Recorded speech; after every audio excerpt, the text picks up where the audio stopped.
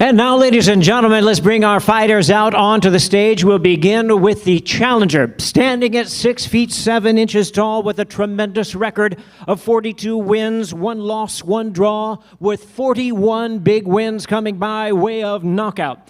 The 2008 U.S. Olympic bronze medalist, he is ranked the WBC #1 heavyweight in the world from Tuscaloosa, Alabama. Please welcome the former WBC heavyweight champion of the world, the bronze bomber, Deontay Wilder.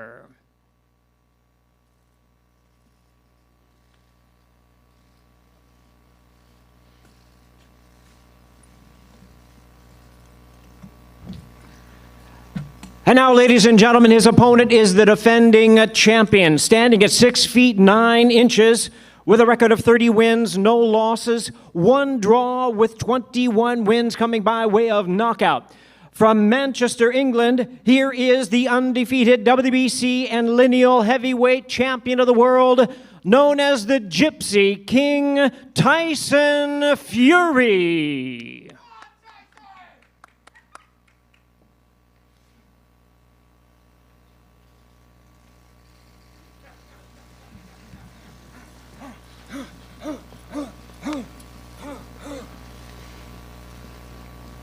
Champ is here. Don't mind if I do. Sit down right here. It's a good thing I checked my wardrobe. I was going to wear the same thing here today, but Tyson always wins. Saturday, July 24th is the date. Highly anticipated third chapter for the heavyweight rivalry between Tyson Fury and Deontay Wilder. Fury looking to defend his WBC title against the former world champion and rival Wilder. The event will be available on pay-per-view from the T-Mobile Arena in Las Vegas, Nevada, and it's all brought to you by Top Rank Incorporated, along with Bomb Squad Promotions, TGB Promotions, and Frank Warren's Queensberry Promotions in a premier boxing champions presentation. Want to let you know that tickets for the live event are available on T-MobileArena.com and AXS.com. Now let's meet some of the teams that are joining our fighters here on the stage. First of all, we have the trainer. We'll go to the challenger side, longtime friend, former heavyweight great, and the new trainer for Deontay Wilder, Malik Scott. We'll have chances for Q&A for Malik Scott a little bit later on. And on the other side of the podium, we have the trainer for Tyson Fury, of course, a longtime and respected trainer from the Kronk Gym in Detroit, Sugar Hill Stewart, along with the Hall of Fame promoter, the one and only Bob Arum. Now, ladies and gentlemen, let's hear from our fighters. Without further ado, first of all, the challenger, former longtime heavyweight champion, known as the Bronze Bomber. He re-energized the heavyweight division when he captured the WBC title in January of 2015. He made 10 successful defenses of his title, won 9 of them by knockout. Known for his electrifying power, his knockout ratio is 93%, still standing as the highest for any heavyweight champion, current or past. Seeking to avenge his only loss, we invite him to the microphone at this time, the challenger, the Bronze Bomber, Deontay Wilder. Deontay, it's all you.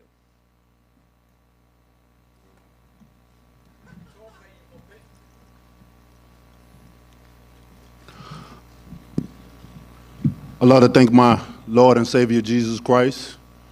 I'd like to thank my amazing team, and I'd like to thank my strong legal team as well. Look, enough said. Time to cut off his head. And come July the 24th, there will be bloodshed. Get your tickets now. I'll see you soon.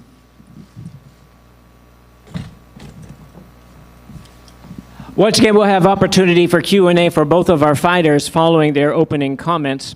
Now I introduce to you, my pleasure to introduce the defending world champion.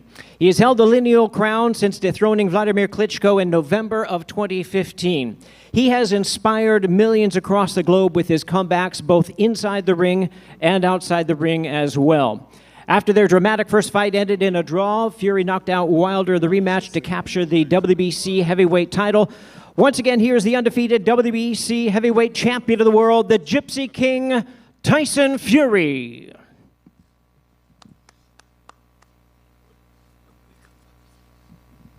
Good afternoon, everybody. Morning. I don't know what time it is. Afternoon. Firstly, I'd like to say congratulations to Deontay Wilder for finding his Lord and Saviour Jesus Christ. Before the last fight, he was comparing gods, and we know my God won, so congratulations. And after all this bloodshed stuff, not so certain. Heard it all before, to be fair. Said all this last time. Decapitation and bloodshed and all that. And we all know what went down there, so, you know, I'm sure there's a lot of people got a lot of questions and they want to know certain facts, including myself. So I'll leave the questions open to the floor. Keep it short and simple from me. Thank you very much. And reminding you, our date, of course, is Saturday, July the 21st, T-Mobile Arena. Tickets are available at tmobilearena.com for the live event, along with AXS.com. And the event is promoted by Top Rank Incorporated, Bomb Squad Promotions, TGB Promotions, and Frank Warren's Queensberry Promotions in a Premier Boxing Champions presentation. And now we turn to our Q&A session. My pleasure to hand over the microphone duties to trailblazing commentator, hostess, and reporter for Top Rank Boxing and ESPN, Christina Puncher. Christina? Go on, Christina. I wore my extra high heels for you guys. All right, so hello everyone. Before we get to sending both fighters to the media to answer some questions, I'm gonna lead a little Q&A up here, and then they'll face off for some photos, and then come down to you guys to answer some more questions. So we'll start on this side here, a new face at the end of the podium to Deontay Wilder's corner, but not to Deontay Wilder and Malik Scott. And Malik, I'd like to start with you if I could, to talk a little bit about the chemistry that you've built with Deontay. Not many people know how long you guys have actually been friends, and although not in his corner, on his side and on his team. So if you could talk a little bit about the chemistry that you and Deontay had even before he made that phone call to you at 3 in the morning to kind of made you his trainer. We always had a chemistry as brotherhood, but for this fight, one thing I can say is before Deontay and I even talked about me moving forward as far as his head trainer, I wanted to make sure that we had the same chemistry as far as fighter and trainer. I wanted that to be better than brotherhood, you know what I mean? And from ever since I've started working with him as far as training him and taking that position, our chemistry as fighter and trainer by far passes our chemistry as our brotherhood. So, you know, I'm impressed with him and how he's adapted and how receptive he is and everything. So, yeah. Deontay, last time we were up here, it was Tyson who had a new trainer sitting next to him, and you spoke about him making changes to his team, changing trainers and all that. You decided to make a change. Why was Malik the right person for the job to get it done this third time? Deontay? You said, why was I the right one to get it done for the job? Yes.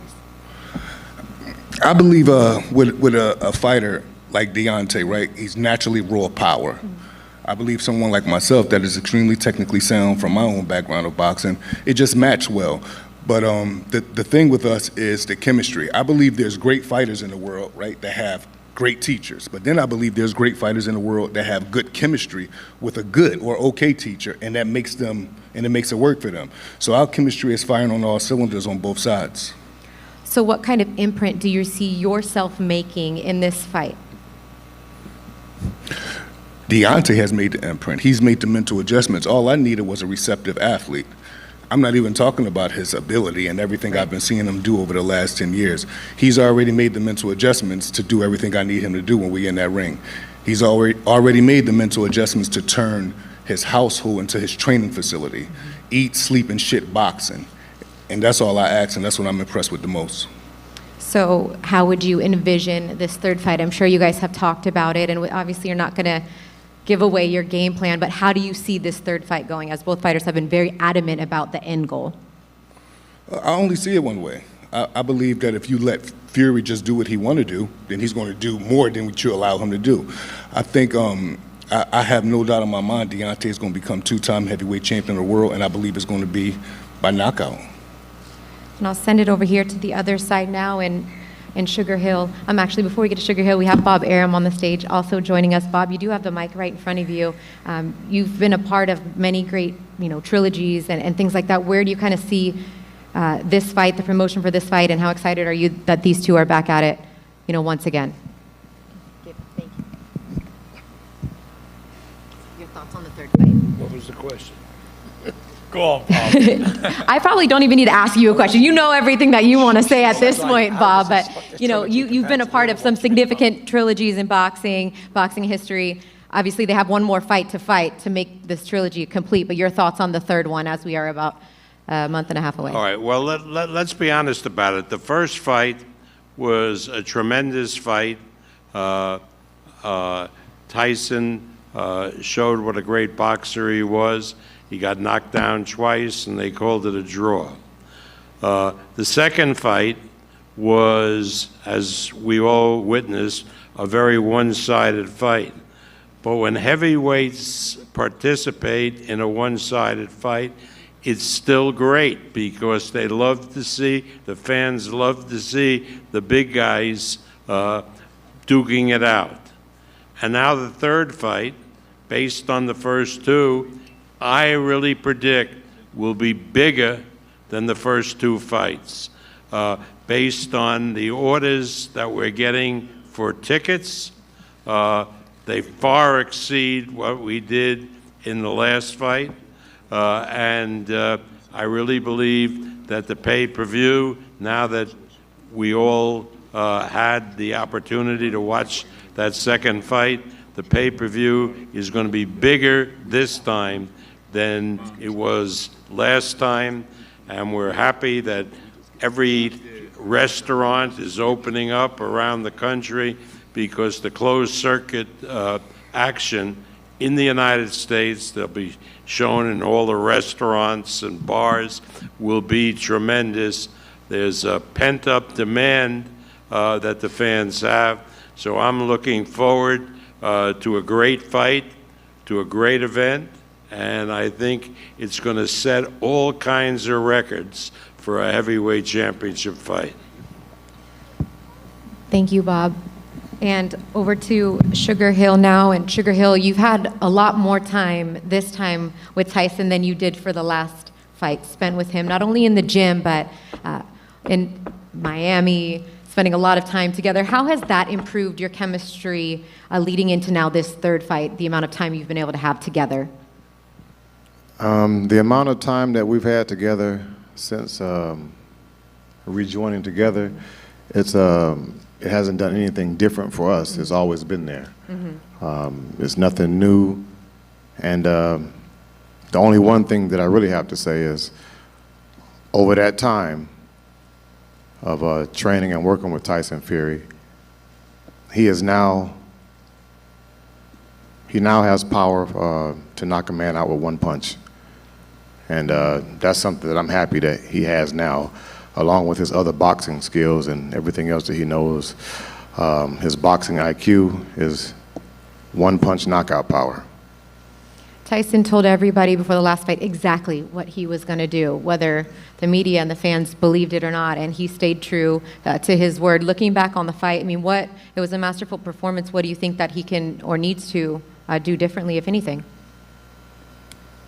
Land that punch. All right, Tyson, you and your sparring partners obviously getting ready for this fight for quite some time. How did you go from that switch, it being, and everyone thinking it was going to be Anthony Joshua one day, to 2 days later, here we are with Deontay Wilder? Yeah, it was a crazy roller coaster of fights, what was going to happen and what was not going to happen. But I always said you're never fighting somebody till you're in the ring opposite them. So it wasn't really hard for me. I never started training. I wasn't in training camp when all these negotiations were going on. So it was what it was. 1 minute I'm fighting one guy, next minute I'm fighting another guy. It's what I do. It's what I get paid to do. I get paid to beat up on people. Not a bad job, really. Yes. So, yeah, it's going to be Deontay Wilder. So, yeah, it's his turn again. Let him get another good hiding. And we'll see if he wants a fourth rematch after this one. Maybe a 7th, 10th, 72. Who knows? It might go on forever. I think a lot of people think we could be headed in that direction depending on how this fight goes. But look, we go through COVID. all this time outside of the ring, outside of fighting, long layoff, nothing that you haven't done before, but how do you continue to keep your mental health strong through everything that you've been going through in this point to get you ready for this third fight? Yeah, I just keep training, stay motivated. Every day I wake up's a blessing. I'm happy to be alive, you know. I'm happy to be living, being here right now, and I look forward to today. That's how I manage my problems. I'm not looking forward to the future. I'm not looking at the past. I enjoy today, the now, living in the moment type of person. I look forward to the challenge. I hope he's going to bring something different to what he did last time. Well, he needs to. Let's face facts.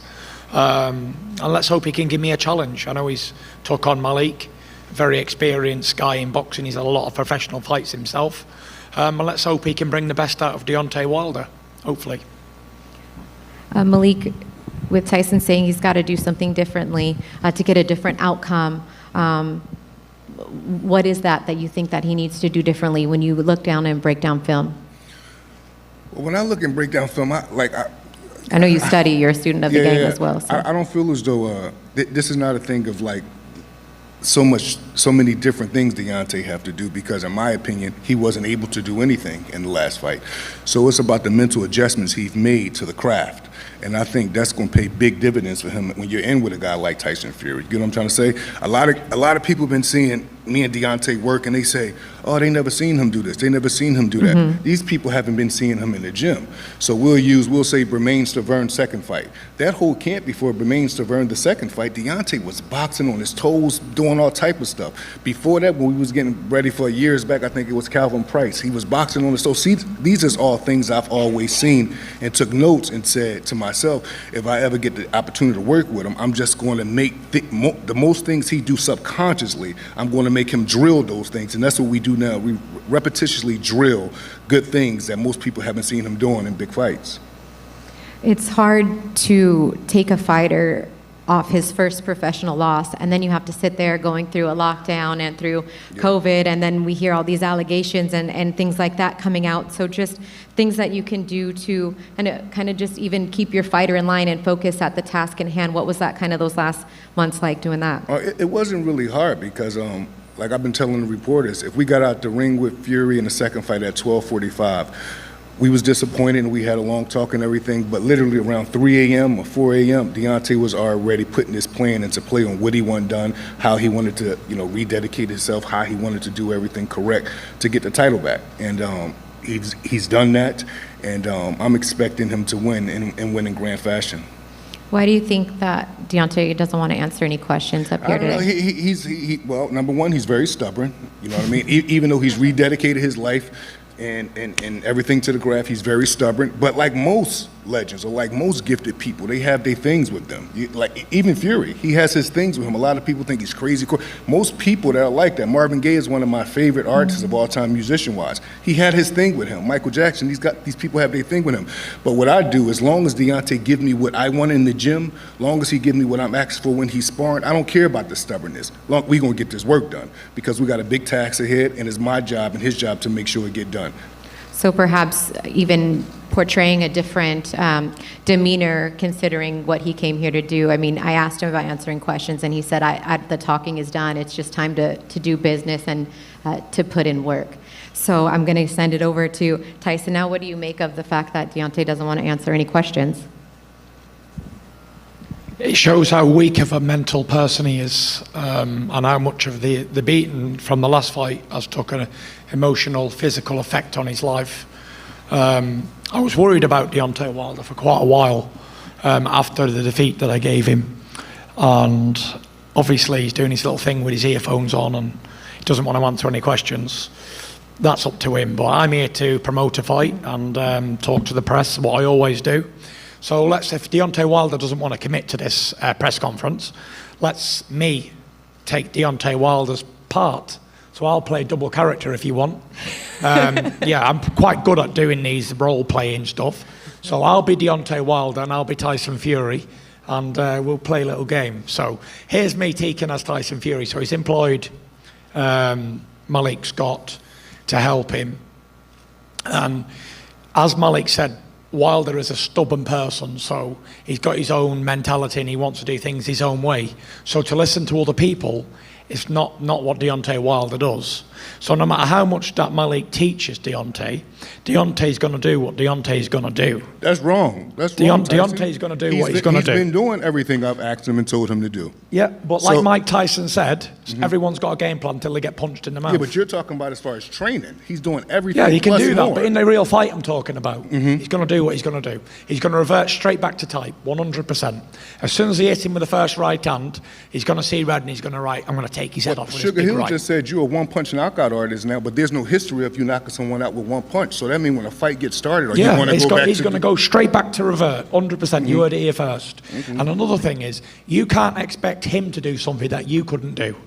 Like what? Knock you out? Yeah, like that. Yeah, but me and you never fought, Tyson. You bust my eardrum when we sparred. We did spar, didn't we? And Yeah, we know what happened there. You're a 260-pound man that can fight. You bust my eardrum the first time we sparred. That's not something to brag about. You can fight. That's what you do. I know, but like you can't teach him to be some great fighter when you wasn't. Tyson, who's teaching him to be a great fighter? I'm adding on to everything that he do. Well, we were seeing the fight. No, real quick. The way I see it is, right, he's got rid of Mark Breland because Mark Breland's a cheater, whatever he said. And he's employed you. I think you've been working with him for a long time. I'm not here to disrespect you or anything because you're his trainer. You're not boxing. I'm not having a go at you. I'm just saying what I think at the moment. Like, everyone has this game plan of they're going to do something against me until they get in there. As we all know, because we've seen it so many times. Was Sugar Hill a great fighter that teaches you very well? No, he wasn't. But This is what I'm saying. So why would you say, how am I going to teach him and I wasn't a great fighter? I don't believe that. You can teach him in the gym as much as you want. Right. But as soon as he gets in the ring, Deontay Wilder's got 43 But that's knockouts. what we got the date He's for. going to do. That's what we're going to see July 24th. Well, we will see. But I'm going to state it here first. I'm going to stamp my claim that he's going to be the same old Deontay Wilder we've always seen. You're supposed to see that. And that's that. So, yeah, just because you both got your eardrums burst in sparring and fights, it is what it is. But I can't see him doing anything different. Maybe I'm wrong, but who knows? It doesn't matter. But see, listen what I'm saying real quick. Say if you couldn't fight and you did that to me. Yeah. I would feel like shit. I'm boxing Tyson Fury. The first day I boxed him, he bust my eardrum. Then I come back to box him again the next day. And then the next day it happened and I couldn't hear and I couldn't continue to box. That's nothing brag. This shit happens in boxing. Of course. But you're bringing that up as if No, like... you brought it up. You said I popped your eardrum. I didn't mention it. No, but you just said, well, if he's getting bust up in sparring or if he's getting bust up in a fight, that's on them. Yeah, but you bust my ear. It's okay, though, Ty. That's what happens in boxing. I didn't mention the ear You busting. just did at the end. You just did at the did. end. You started with the ear busting. I didn't mention it. Okay. But as we're on the topic of ear busting, don't we find it funny that I busted both of these guys' eardrums, trainer and fighter? Crazy. Statistics. Tyson Sugar Hill. I'm going to be aiming for Deontay Wilder's ears in the next fight. Burst. Tyson, you talked about, and Sugar Hill has talked about developing that one-punch knockout power. You said exactly how the last fight was going to go. I went back and watched all the press conferences, and it went exactly how you said. So is it going to be, in your anticipation, a one-punch knockout, or how do you see this third fight I'll tell you how I see playing it. out? And I gave my game plan away the first time because he wasn't good enough to do anything about it. And I'll do the same thing this time because he's not good enough to do anything about it. Deontay Wilder's a one-trick pony. He's got one-punch power. We all know that. Great. But what I'm going to do to Deontay Wilder this time is I'm going to run him over as if I'm an 18-wheeler and he's a human being. And I guarantee you he does not go past where he did before. Because before I only had 5 or 6 weeks of practicing what I was going to do to him. This time I've had 18 months of practicing what I'm going to do to him. So I anticipate it's going to be like an 18-wheeler running over somebody. And that's what you're going to see. I'm building my weight up. I'm trying to get up to 300 pounds for this fight. Because I'm looking for a big knockout straight away. I don't believe he's mentally, physically, or emotionally involved in his fight. I think he's doing it for the wrong reasons. And when people do things for the wrong reasons, they always wind up getting hurt. So we'll see on fight night if I'm a man to my word and if I can run him over quicker than round 7. And I think I do, for sure. Malik, I'm sure you guys were always confident because Deontay's plan was always to get this third fight no matter what was going to happen. So if I can just ask you one more time to respond to how Tyson Fury believes that this fight is going to go down based on what you guys have worked on. I'd imagine you say no way. You asked me what do I think of Tyson's prediction? Yes. I think it's just cliche. A fighter is supposed to think he's going to, especially he had a good night the last time. He had his best night on Deontay Wilder's worst night. The stars just lined up for him. That's not going to be the same in the trilogy. All right. He's not got any final comments that you'd like to make? Do you want to ask Deontay Wilder a question? I did try, but Deontay's going I'll to answer it for him. It's fine. That's okay. That's okay, you guys. Anything else, Malik, that you would like to say? No? Deontay, you're good? He's good? Anybody else? Any final comments here, since this is the one and only press conference that we're going to have here, and then we get ready to take some photos here, and then you'll have to answer from the media. Anything else? Bob, anything else you'd like to say, Bob? Go, yeah. Just, it's going to be a great fight, and you can see Deontay Wilder is saving his energy by not saying anything. Good, maybe that'll help him in the fight. I doubt it. We'll see what we'll see on July 24th. Any final words, Tyson? Champ, I'll give you the final word. Thank you, everybody, for turning out for this one-sided press conference. Hopefully the media have some good questions and we can get some answers and stuff. All right. Well, thank you, everybody, for coming. And it is going down Saturday, July 24th, live on pay-per-view from the T-Mobile Arena in Las Vegas, Nevada. And tickets are on sale now. You can go to AXS.com and TMobileArena.com to get your tickets. It's an all-heavyweight pay-per-view, all culminating in the main event with these two guys right here, Tyson Fury and Deontay Wilder 3. Thank you for joining us. Deontay?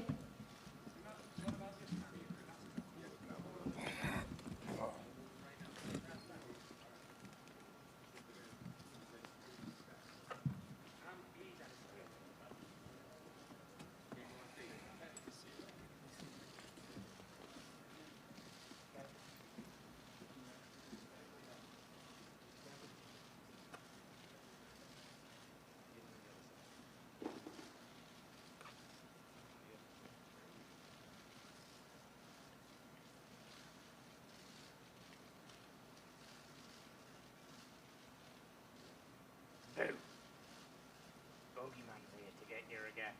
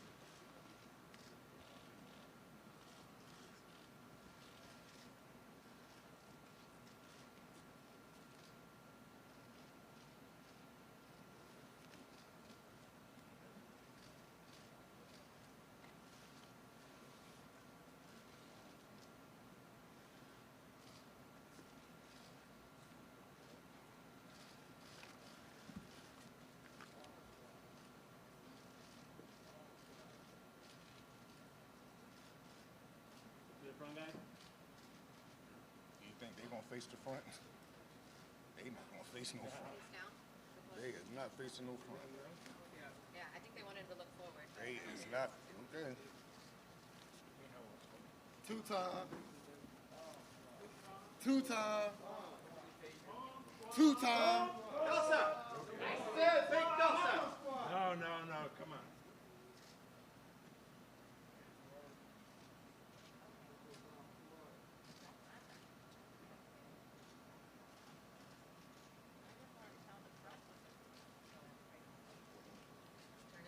Try to see if you can turn towards the camera.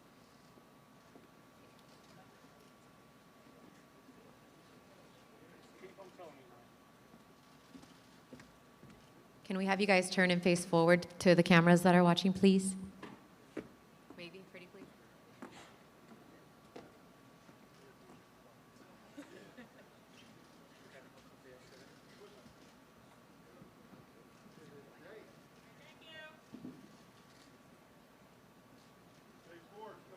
Kelly? Kelly? We need them to turn. It's not going to happen.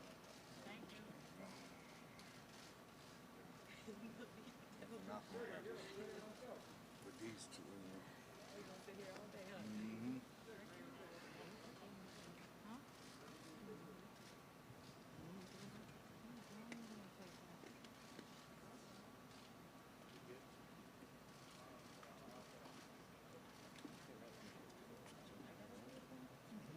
Thanks, guys.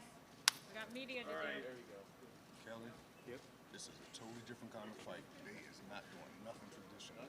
They would be like that with each other 24 20 minutes? Yes, they longer. Yeah. All right, Billy. You tell me when they're ready to break it up, okay?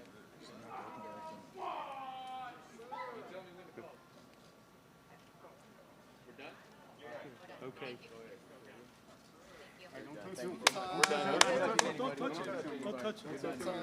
Nobody put their hands on him. What is happening?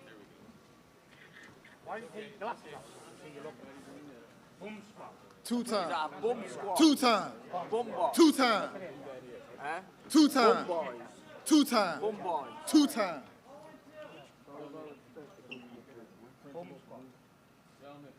Get another knockout. You just go get Two times. Bum boy. Two times. You're a little bitch. Two times. Bitch boy. Two times. Good there and say that. You Two times. bitch boy. Two times.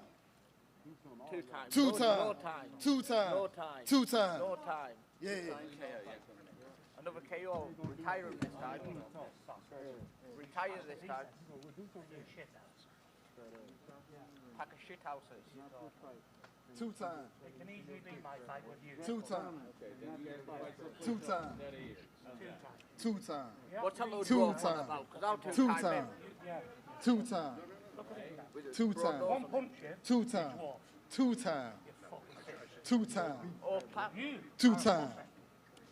me and you, no bother. No, no. Two times. We need boxing, we're not professional boxers. Two times. Anytime. Yeah.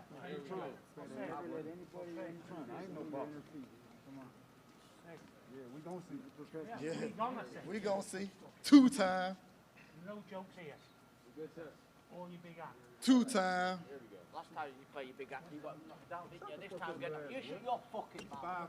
Shut your mouth. Two times. It's a 6'5" one here. Two times. Bitch. Two times. Pussy boy. Two times. Like you know, walk away. Two pussy times. boy. Two times. One of your good throws was to run. Sit over there. You sausage. Look at him, I'm kicking the face. All right, prick. Still here? I'm still here. Where's my man gone? For a good stare out then. Get off like a little pussy what he is. They're all pussies, Tyson. All the good throws good to walk away. Jackers. There's one for you as well, Dwarf. Two times. One right here. Little small little piece of shit. Two times.